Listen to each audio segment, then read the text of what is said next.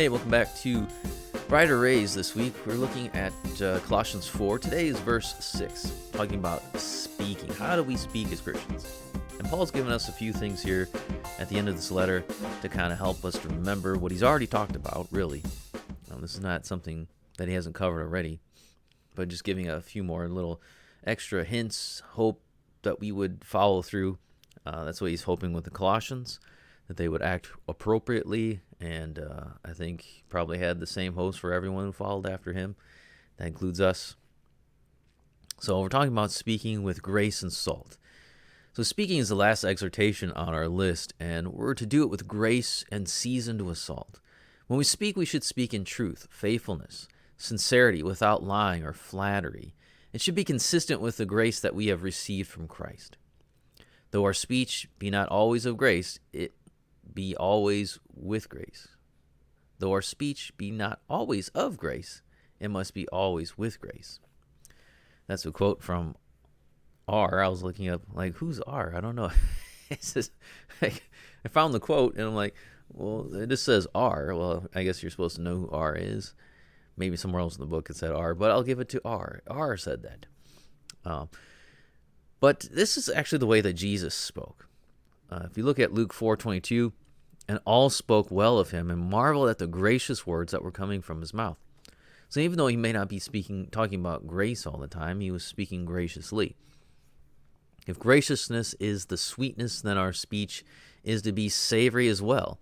So you have the sweet and savory of our speech, which food people would like that kind of illusion here that Paul's doing.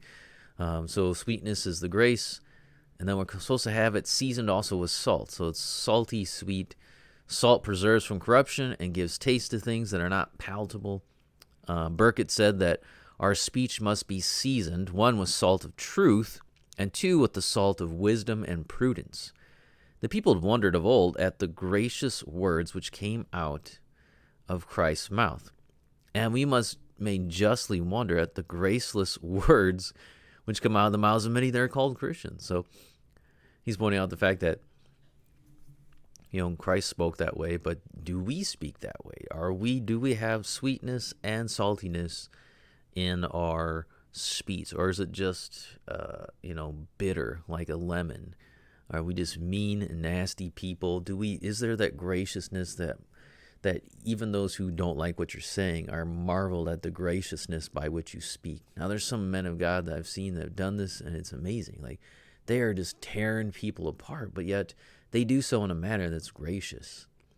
And they never get angry. They never get upset. It's just just even-keeled, but they're just tearing these people's worldviews and their whole lives to shreds right before their eyes. They have nothing left to stand on. And yet the person does it graciously and kindly. I love you. I want you to know Christ, but your worldview doesn't make any sense. Do you realize that? Let me show you. Let me help you. Let me help you understand this. Let me help you think through these things. Because what you're doing here is destructive to you. The end is only hell. I don't want you to go there. And so let me help you with that. Let me bear that burden and show you that this is not the way. Finally, Paul says that we're to answer everyone. Our speech must be done with grace and salt because we're to know how to answer each person. As Peter said, we should always be prepared to make a defense to anyone who asks for a reason for the hope that is in you. Commentator Albert Barnes reminds us that one kind of answer will not suffice for all, but each one is to be answered as he should be.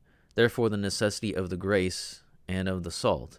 And so we are to be ready in season and out of season with the word of God, as it says in 2 Timothy 4:2. So whether it's a season of time to share or not, you got to be ready. And so we're always answering everyone. So that's the end of our study for today. Tomorrow we'll finish off with the conclusion.